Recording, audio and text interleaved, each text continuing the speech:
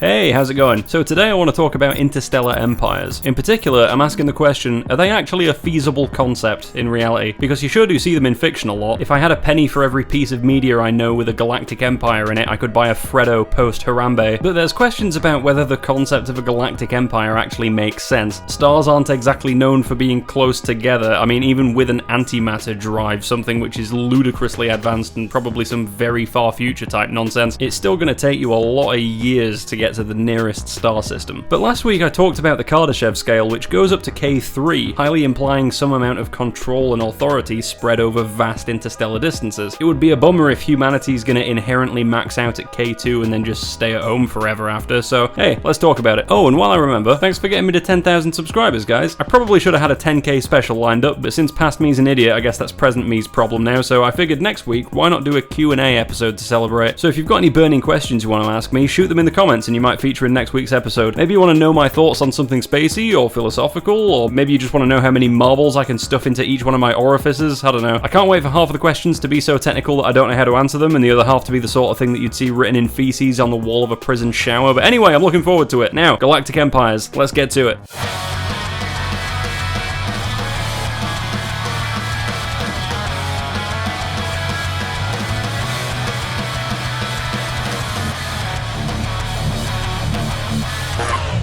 Alright, so Galactic Empires. I have previously made noises in the direction of sounding like I think humanity will have an empire in the stars one day, and yes and no. Here's what I actually think. I think unless we screw up in a truly monumental Grey Goo scenario sort of way, the future of humanity will be very bright. Even if we ruin the environment, have a full-scale nuclear war, do the whole Mad Max thing for a while, build up civilization again, have another nuclear war, rebuild civilization again, and have another nuclear war, before finally figuring out that unity and cooperation is probably the way to go about this whole human civilization thing. I'm not saying we should do all that, God no, but if we do, I still don't think it's tremendously likely that we'll literally go extinct. And all that fannying about will only add like 1,000 or 2,000 years to our overall development timeline, which is only roughly the amount of time it might take us to complete a single one-way interstellar journey with early interstellar technology. So long as some of us survive, we'll figure it out, I think. Like in the grand scheme, the few centuries we spent being stupid will be eclipsed by everything that comes after. So I'm an optimist in that sense, I guess, although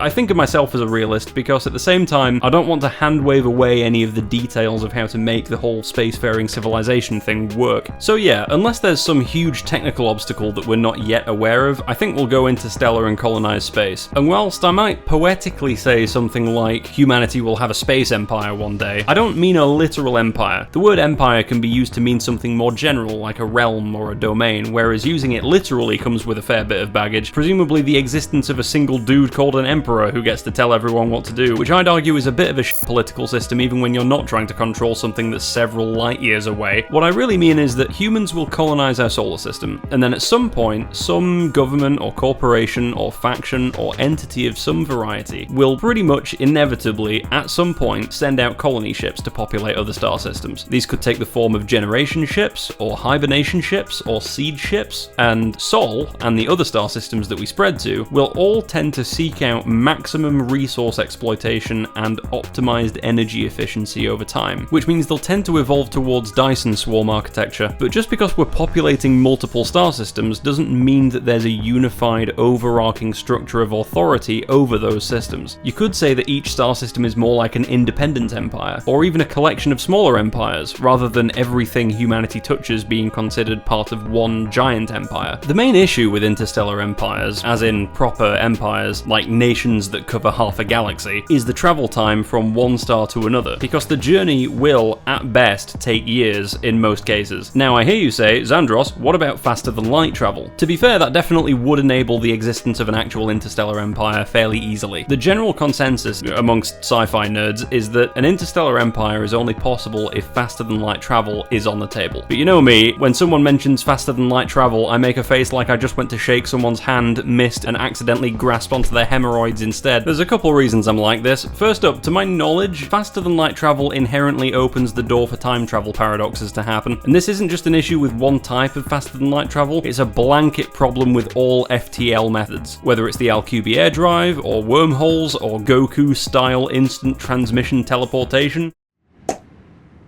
Did he just remember he can do that? Your father's an idiot. My understanding is the fact that information gets from one place to another faster than light speed in any way whatsoever means that you can break out a Minkowski diagram and work out a way to create backwards time travel out of it if you spend half an afternoon squinting at it. And when there's time travel, there's paradoxes, and when there's paradoxes, or infinities in physics, there's probably a false assumption somewhere about how something works. You could say the fact that FTL can be used as a form of time travel just proves that time travel is possible, but that means not only do we have to explain why we don't see any aliens, but now we have to explain why we don't see time travelers, or aliens, or time-traveling aliens, so I'm definitely going to Occam's razor this one. Secondly, faster-than-light travel always seems to require exotic matter, again, to my understanding. Like, take the Alcubierre drive as an example. It's basically a real warp drive proposal based on mathematics that actually works. Instead of propelling a vehicle through space with rockets, the Alcubierre drive design shows how we could compress space in front of a ship and expand it behind the ship, and that wouldn't actually move the ship through space, but space would kind of warp around the ship, effectively moving the ship at arbitrarily fast speeds, potentially far exceeding the speed of light. Supremely cool idea, but it's ultimately an idea that's made out of maths. Maths is obviously an incredibly powerful tool, but just because something can be mathematically described doesn't mean there's a physical analogy to it. You can mathematically describe the surface of two cubes passing through each other, but that doesn't mean that two physical cardboard boxes can phase through each other like God forgot to turn the collision on. And in the same way, the solutions to mathematical methods of faster than light travel that need negative matter or negative energy to work doesn't imply the existence of negative energy. It could just mean that there's no physical analogy to a thing that can be modelled in a hypothetical mathematical world. To be clear, I'd love to see all this change. I'd love to see faster than light travel. If we figured out that for real, that would be insane. I just find most of the discussion around it to be a bit of a nothing burger, so at this point, I'm content to spend my time figuring out how we circumvent the need for faster than light travel, rather than doing a big circle jerk around an idea that doesn't really seem to be going anywhere. So, without faster than light, a proper empire or interstellar authority of some kind would be very challenging to make work. Now, a highly trusted scientific authority that just recommends certain standards maybe, you know, something that doesn't have to make rapid decisions on a moment-to-moment basis, that could work, but a proper centralized authority across thousands or millions or billions of star systems,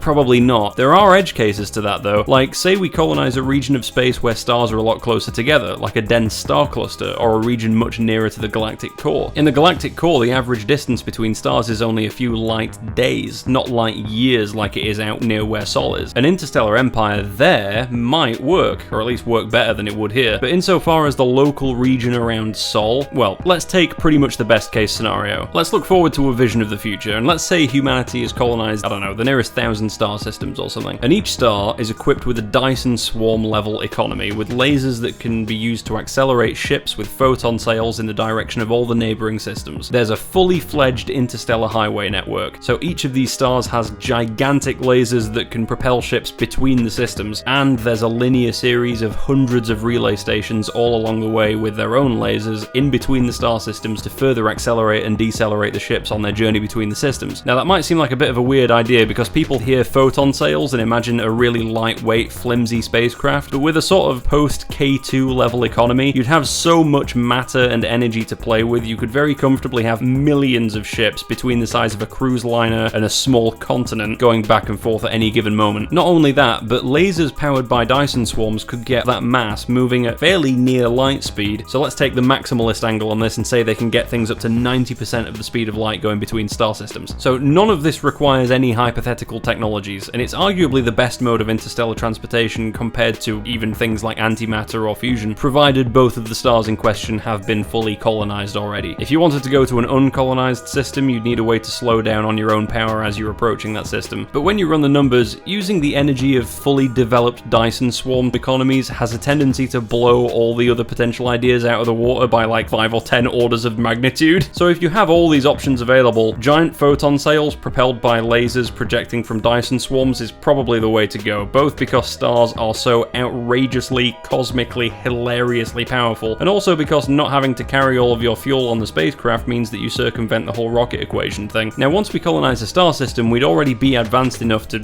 well, obviously travel to another star system under our own power, which is a monumental technological feat in its own right. So I think we'd be willing and able to start building a Dyson swarm over there pretty much immediately as soon as we got there, because Dyson swarms are just that good. We would definitely want to. But even in this case, where we have a bunch of systems optimally connected with a transportation system like this, the average journey time will still be years between stars. Now, also, that statement kinda needs an asterisk next to it. Given special relativity, the time taken to get from one star system to another star system is going to vary depending on what reference frame you're in. So for example, if two star systems are 5 light years apart and a ship travels from one to the other at 90% of light speed, the journey would seem to take about 5.5 years from the perspective of an observer in one of the star systems. You might call those the stationary reference frame, but for those on the ship, time dilation effects would cause the travelers themselves to experience the journey as only taking about 2.5 years, and that duration gets better and better and better the closer to light speed you get. Going at 95% of the speed of light only reduces the journey time from the perspective of the outside observers to about 5.25 years, but it reduces the perceived journey time for those on board down to like 1.7 years. The outside observers could never perceive the journey as taking anything less than 5 years, because if you got there in 5 years, you'd have been going the speed of light the entire time. But for the travelers themselves, 98% the speed of light gets you there in just over a year, 99% gets you there in 3/4 of a year, 99.9% gets you there in 3 months. If you're making a journey at these kind of speeds, just bear in mind you're both arriving at your destination as well as effectively arriving in the future. If you have a rocket that can travel arbitrarily close to the speed of light, you could circumnavigate the entire galaxy in a human lifetime. You just have to be okay with arriving back at the Earth a few 100,000 years in the future from when you left. You could travel across the observable universe if you wanted to, it's just the heat death of the universe might have happened by the time you get to wherever it is you're going to. Regardless, getting a ship up to 99.9999% the speed of light is gonna take an outlandish amount of energy, and it might not even be worth it for a Dyson swarm economy. So we're gonna say that 90% of light speed is the maximum velocity that spacecraft get up to during a journey, but that means it's not the average cruise speed, right? It peaks at 90%, so you'll need to accelerate for the first half and decelerate for the second half. Over 5 light years, at 0.5 G's continuous acceleration for the whole first half of the journey, and 0.5 G's continuous deceleration for the whole second half, that would make it about a 7.9 year journey from the quote-unquote stationary reference frame, and about a 3.8 year journey for those on board. So put a pin in that for a second. Sorry to interrupt, this is just a quick message to say, statistically speaking, you're probably not subscribed, so I'll make you a deal. Press the subscribe button and I won't come over to your house and do this. Alright, thanks, back to the video.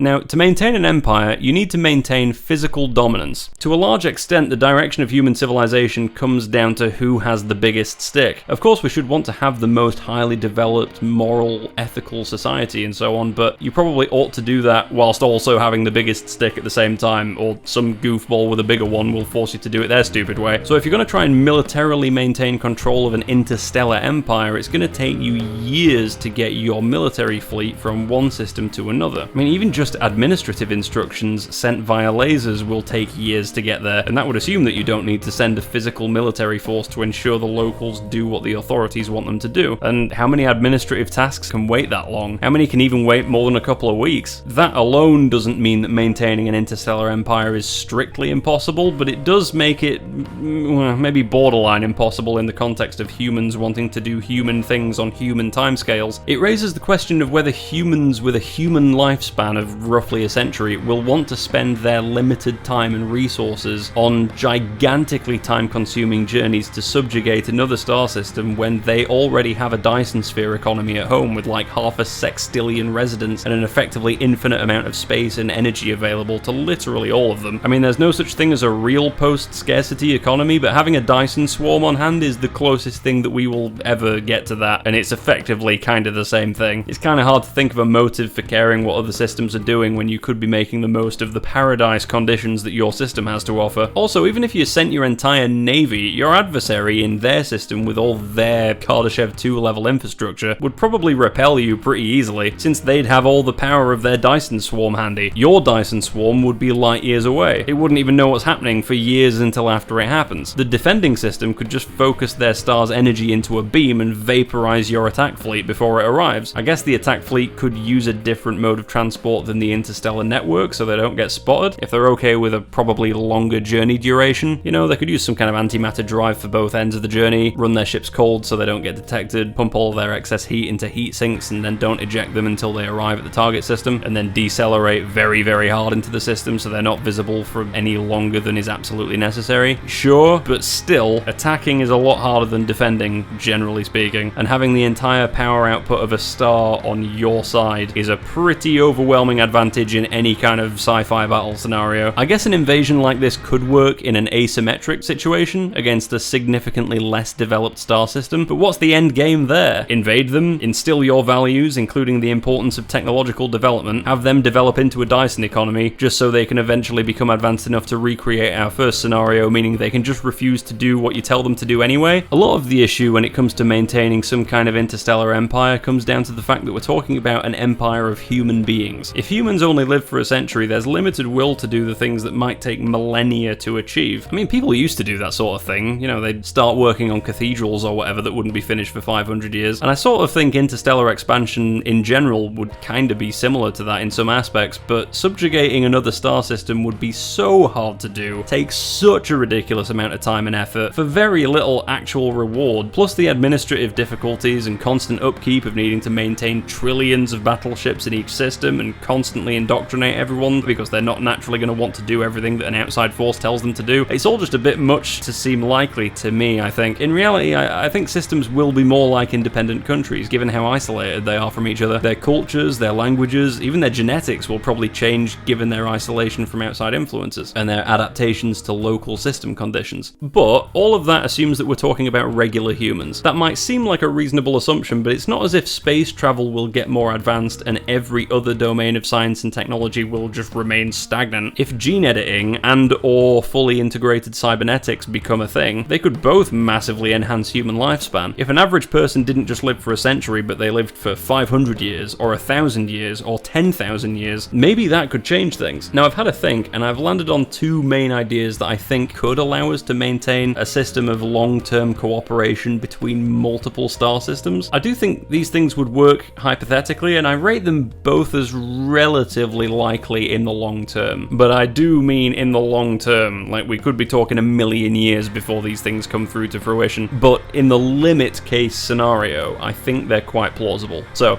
here's what they are. First up, let's imagine we develop our understanding of computing and neuroscience and consciousness to the point where we actually understand how they all interrelate. Like, consciousness is weird because the actual phenomena of consciousness can only be empirically observed from within your own consciousness. That's basically what meditation is, sort of. But using neuroscience, we can then investigate how the physical matter and movement of information within the brain physically corresponds and correlates to the sensations that people report within their consciousness. And we can see where there are or aren't overlaps between that and certain principles within computation as well. And all of this adds up to us learning how the physical universe connects to this weird, peculiar metaphysical thing called consciousness. Once we do that, it's possible we could transfer the important essence of a conscious being in the form of data. In other words, you could essentially send a conscious being between star systems on Dyson swarm-powered lasers. If you had a sufficient knowledge of consciousness, maybe you could basically encode a person as ones and zeros and send them at light speed from one system to another. Of course, whether this can actually happen depends on exactly how physics and consciousness interrelate, and there's lots of unanswered questions about that, but I do wonder if it would be possible to arrange our physicality in such a way, using very advanced cybernetics and gene editing and all this kind of stuff, such that we could enable seamless light speed data transfer that corresponds to conscious experience, basically allowing light speed travel between star systems, provided we've already colonized both of the star systems. And again, due to relativity, in this case the journey would seem to be instantaneous to the traveler, even if it takes years on everyone else's time. I wonder if travel so apparently immediate as this, paired with the effective immortality of post-human beings that no longer rely on the biological hardware that we evolved with, might heavily incentivize different star systems to closely cooperate with each other and have collectively agreed standards and stuff like that. I don't know, it's a bit of an outlandish idea, but if there is any way whatsoever to maintain continuity to a conscious experience while transferring it in this way, I'm sure we will figure out how to do that, and it seems vaguely possible at face value, given consciousness does seem to correspond to data moving around in a person's head, but I'll let you think about that. The other point I have that might sway you towards thinking interstellar empires might be vaguely feasible is something that you might call value alignment, or just having the same ultimate goals as another faction in another star system. Here's how you might think about this. You can imagine that in the future, technology will eventually cease to get better and better and better. Like, sure, we're used to getting faster laptops and better phones and more cursed AI technology every year, because our civilization is in a transitional phase. We're still working things out. We're finding out what's possible, and there's plenty of room for improvement. But there is, in principle, some physics-based limit to how small a transistor can be, or how powerful a reaction thruster can be, or how much efficiency can be squeezed out of a particular system in the physical universe in which we live, given the rules that it has. And once we max out technology in every field imaginable, and all the advancement that we're used to at the moment just plateaus completely, that will be us having figured out all of the parameters of what's possible. Now, this might be a million years from now, I don't know, but when we get there, we can then do engineering with that. Like, the best designs for products and for technology tend to optimize around known parameters. That's why phones all look like black rectangles now. All passenger planes and modern buildings, they all just look very similar to each other, and that's because they're all converging on designs which are optimal in some specific ways. Now, of course, everything being the same is kind of boring. You know,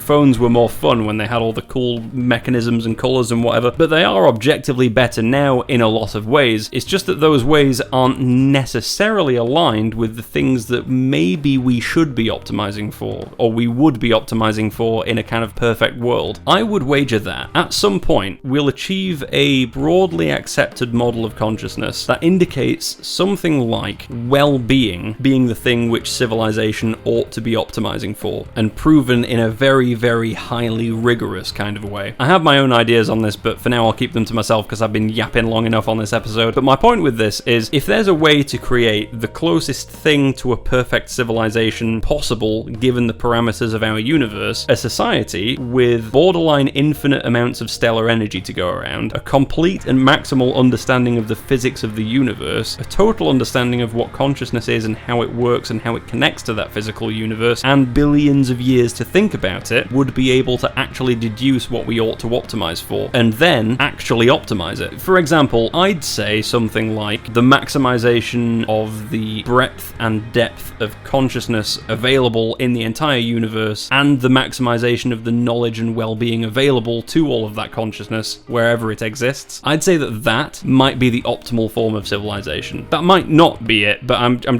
giving my immediate thoughts just as an example. Hypothetically, if my example there is actually the case, a far future civilization would essentially discover that. It wouldn't be like an opinion that they have. They'd discover that it's true through incredibly rigorous analysis, and they could design giant stellar minds that run on the energies of Dyson swarms, which operate in such a way that optimizes the knowledge and well-being experienced by these conscious minds. In such a scenario, if that is actually the right answer, we wouldn't just expect one civilization to realize that. We'd expect every civilization to eventually converge on that same answer, presumably, at which point they wouldn't really have anything to lose by just cooperating with each other. The optimal outcome for the whole universe might be something like architecting the entire cosmos into an engine specifically for this purpose, and that would definitely require interstellar cooperation, maybe even intergalactic cooperation if we got that far. If such an optimal solution to life, the universe and everything is actually correct, you might imagine any aliens we eventually interact with when our empires eventually begin to overlap might have also converged on exactly the same idea, because it's just optimal. Same thing as if we need a container with the maximum amount of volume and the minimum amount of surface area, the answer is a sphere, objectively. That's just the answer. It's the answer for us, and it'll be the answer for every other sentient being in the universe. Similarly, future humans and future aliens might convergently artificially evolve into essentially the same thing, the same type of beings, the same type of civilization, at which point when our empires meet, it might be like two puddles of water meeting and just becoming a slightly bigger puddle, which would be interesting. Well, either it would be like that, or maybe everything I just said is wrong and there's actually multiple solutions to the ultimate optimization problem, meaning we'll probably just keep arguing about everything forever, I guess. Anyway, that'll do it. Thanks for watching, everybody. Like and subscribe if you want, and remember to drop a question in the comments section for next week's episode. An extra big thank you to my elite level channel members, Thunderbolt22A10, who's the one responsible for Jupiter's Great Red Spot getting smaller and smaller, Nomad Greg, who holds the galactic record for most toupees frisbeed over a rainbow, and Yannick Spade. He's not an alien wearing a human costume, he's a normal human with normal human hair and eyes and skin. Don't worry about it. Thanks as well to all my other channel members. If you're still watching, feel free to join the channel too. I've got a bunch of cool YouTube membership perks, including getting to come hang out on the Discord server and being part of the credits. Anyways, as always, I'll catch you in the next one. Over and out.